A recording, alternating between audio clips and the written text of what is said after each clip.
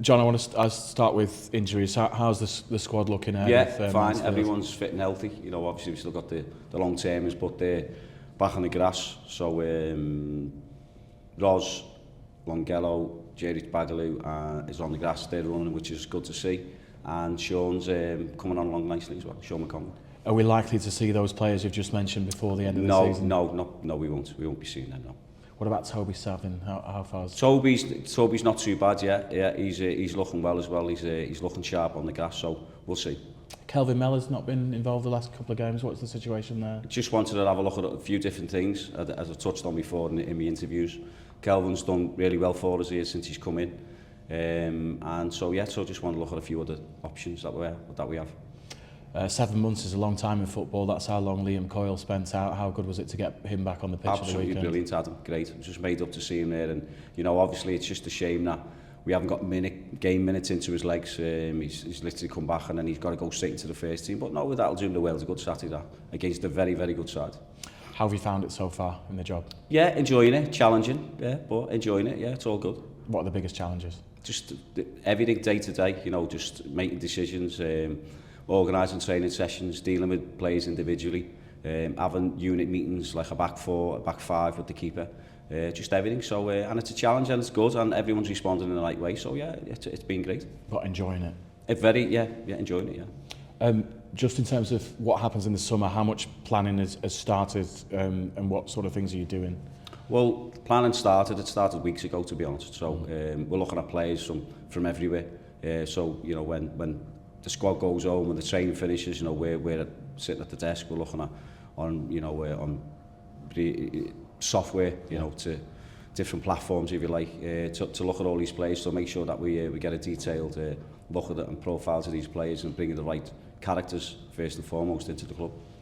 How smart have you got to be in the market when obviously other clubs are looking at similar areas? Have you got to go to places where people don't go to look at players? It's not new because I've obviously done it in the past, you know. Yeah. So I've been to all these places that you just touched on, and we've come up with some diamonds and some gems. So when lads have used this place, you know, Accrington Stanley Football Club as a platform and kicked on and got good careers, and there's lads on the brink of playing in the Premiership. There's lads in the Premiership, Jordan Clark, you know, and everyone that has come here has done really well. What kind of player have you got to be to play for Accrington Stanley in terms of character and mentality and all those kind of things? You've got to have a desire to want to succeed. You've got to have a mentality to want to succeed, and you've got to be hard working to start off with. And you've got to be humble. You've got to be the right. I want the right characters. We want the right characters coming through. So, and we'll get on that. It's not just about ability. You know, as I said to you before, you've got to be good. You've got to respect the place around. You've got to be on time. You've got to be disciplined, self-disciplined. Everything that's in it, every word that you can think of is in the mix. That's the type of player that we want at Accrington Stanley. What conversations have you had with the current crop of players, the ones who are out of contract in the summer? Well, that'll all be at the end of the season. So when the end of the season, the club made the decision that they're going to announce and do the retainer list then. Do you know who? Have you got a good idea of who you want to? We haven't discussed anything like that, so it'll be the end of the season when that's done, Adam. Mansfield obviously have been knocking on the door for quite a while to get out of the division. 3.5 years Nigel Clough has had in charge. Is that sort of a source of inspiration? He's been given the time to build a squad there to attack promotion. Yeah, well, you need time, don't you? You need time to put your own stamp on it, get your own squad in, get your own players in, and then you can be judged. So as you just touched on there, Nigel's done a great job, fantastic job, and you know, and deserve to be where they are in the league right now. They've got some good players, some game changers, lads who can win the game by themselves, but they've got some very, very good defenders as well. So as a whole, they're a very good squad, a very good team, and they are sitting in the league where they are. I mean, I think they need a point, don't they, to get promotion. So you know, they've put themselves in an unbelievable position. They've had a fantastic season, and it's going to be a massive challenge for us.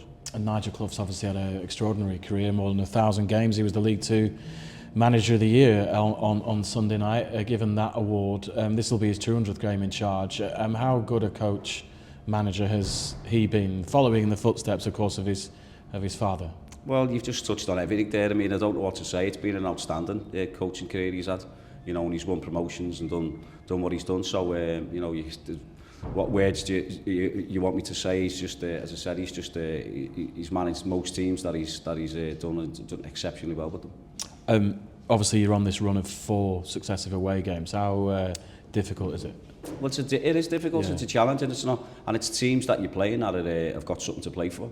You know, we've just played Doncaster the weekend, you know, informed team, and at the end of the day, you've got to hold your hand up on the day, and they were better than us. They had individual players who can you know, win a game for you, and on the wings if you like, and lads playing in number 10 position. So, you know, it was challenging, but we've just had a little bit of a meeting there with the lads. So, one where they looked at where we can improve, where we can get better as an individual and better as a team. So that was a challenge. These 4 games that you're saying away, we've got this run and then we've got Stockport. So, but lads want to play against these sides, you know, and they've got something to play for, and we've got something to play for. There's 3 points to play for, and we'll be going all hell to go and win them. Do you just want your players to enjoy these last 3 games and enjoy playing their football and express themselves as much as they can? Yeah, well, that's it. That's exactly it. Go and enjoy it. That's the first word you say. You know, above all, go and enjoy the game. You know, we'll have a plan to go and try and stop them in that way, but enjoy it. And, you know, there's 3 games left, and just see where it takes us.